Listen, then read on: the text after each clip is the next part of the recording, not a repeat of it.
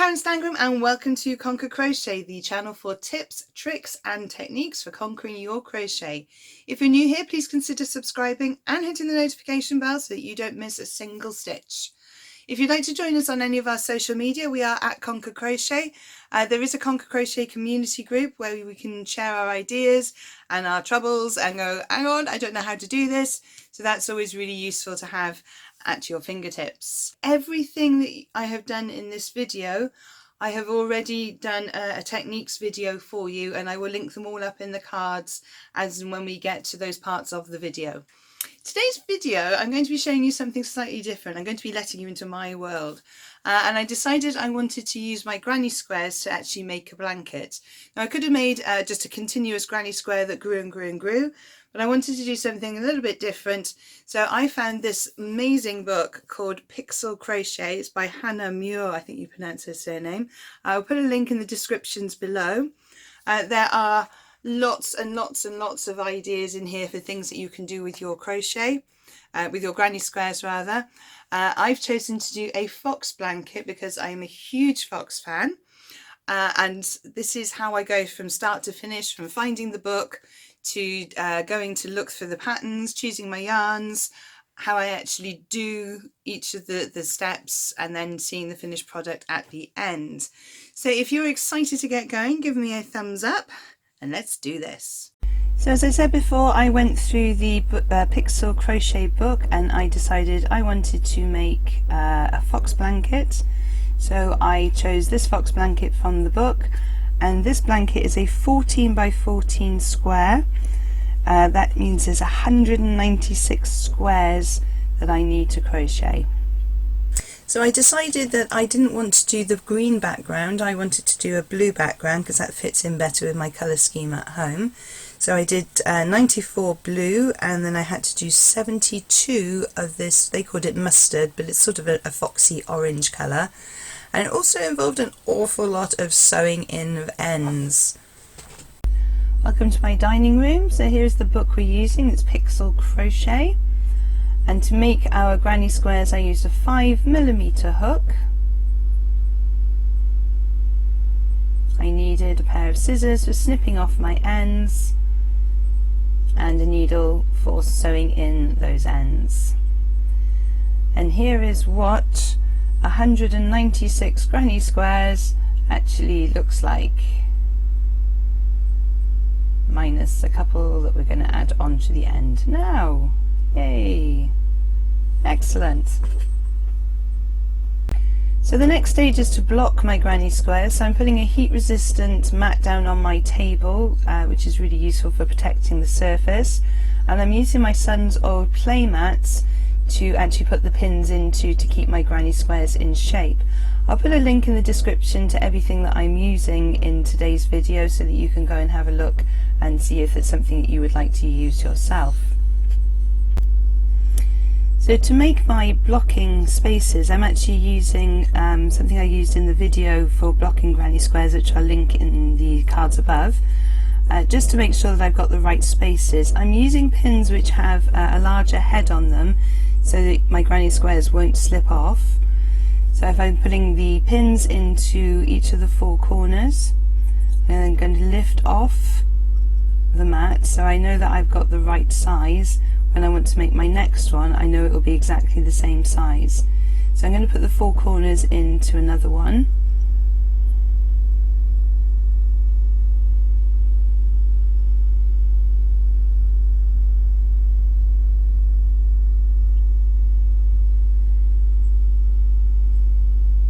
Now you could just make one at a time, but why do that when you can actually have four going at a time, and then you can get them all going a lot quicker than just doing them one by one.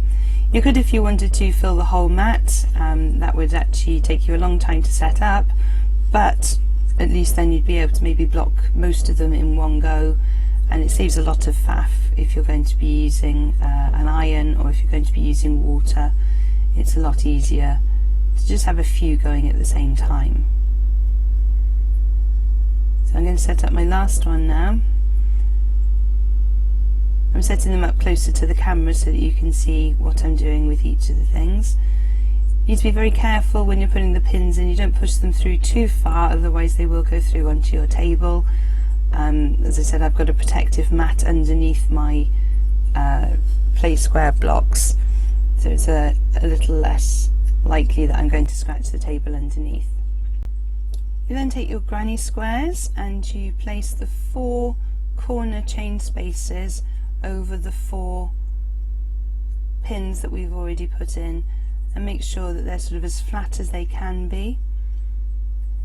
And now taking some extra pins just to pin the side areas so that they don't sort of draw in. As you're pulling out the corners, the sides tend to bow in a bit, so by taking the 4 extra pins and pulling out the side parts, that ensures that you're going to get a more squared off square rather than a sort of pulled corner square.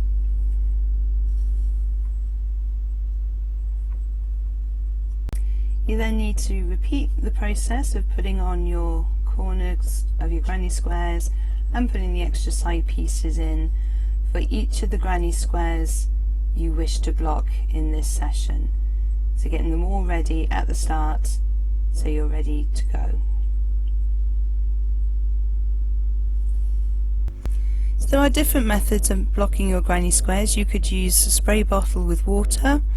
You could spray them with spray starch that you'd find in the laundry section, or you can use an iron, which is what I'm going to be using today. So with the iron, just check that you have some steam and you hold your iron above your crochet. Do not put the iron onto the crochet, otherwise, especially if it's acrylic, it will just shrivel up and ruin the bottom of your iron.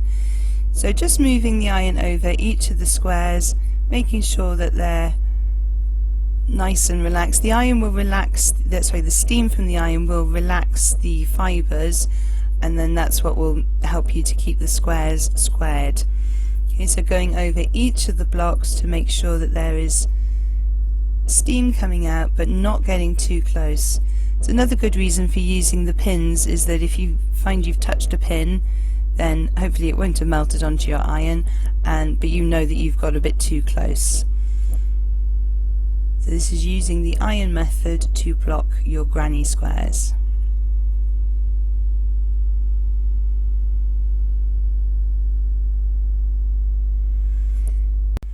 So to show you the difference between the blocked granny squares and the unblocked granny squares, you can see the granny squares that are on the left haven't been blocked, and they are slightly rounded on the corners.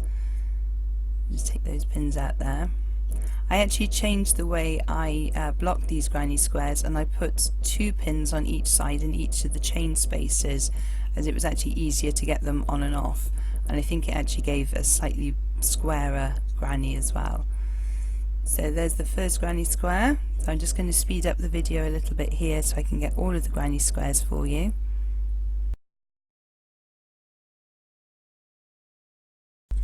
So on the right hand side are the unblocked granny squares. On the left hand side are the blocked granny squares, and you can see with the blocked ones they are much more squared off at the corners, the sides don't tend to roll in, and it actually just makes your finished blanket look a lot more professional, and it's easier to sew in. So the next stage is to lay out all of the blocks for the blanket. My table wasn't big enough to lay out the 14 rows, so I decided to do half and half. One of the main reasons for doing this is to make sure that you have the right number of granny squares, so that you don't have to make any more, or if you do need to make any more, you know that you need to do it straight away. Also, when you're packing them up, you can collect them up in rows in the order that they need to be sewn together, so that you know, without having to keep referring back to the pattern, that you have the right number of squares in the right colours in the right order. So I'm going to speed up the video now, but this is me laying out the first 7 rows, and I did the same for the second 7 rows when I'd sewn these ones together.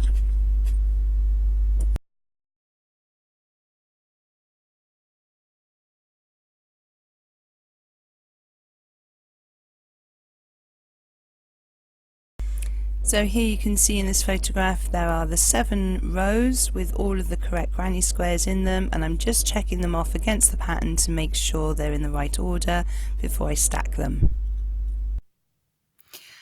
So it's just gone 10 o'clock at night. I'm currently back from my day job, had my tea. Some of you may know I'm a primary school teacher. Had parents' evening tonight, so excuse the bags under the eyes. I have just finished sewing up the first row. Let me just flip the camera around and you can see that. So I just have this last one here to sew on, and then I will have done my 14. It's quite long. My 14 for my first row, only 14 more to go. So the next step is to sew together all of the short sides of your squares until you have your 14 rows ready to move on to the next stage. So it's Sunday morning and I have so far completed 10 of the rows. I put little post-it notes on them just so I know which row's which. It would be fairly easy to work it out, but why make life difficult? Partway through row 11, I have 3 more blues to sew in here, and then row 11 will be done. So looking at the pattern, I've written on the sides here to make life a bit easier for me. So I nearly finished row 11, I just need to finish 12, 13, 14, and that's sewing together all of the little lines. I then need to sew together all of the big rows. So that'll be my job for this week. There are an awful lot of ends and I need to find some really good way of using these ends. I think I might use them to do some toy stuffing maybe. It seems such a waste to have all this yarn, but sometimes you just don't know how long a tail to leave, and it's better to have more tail than no tail at all. So you end up with some yarns, and here are my leftover blocks, squares that I need to sew in. So in next week's video I'll be showing you how I'm joining together all of these rows, and then I will be able to show you the finished article. Don't forget, give me a thumbs up if you've enjoyed this video and you're excited for the next one, and don't forget to subscribe and hit the notification bell so you don't miss when this video goes live. Thank you very much for joining me today, and happy hooking!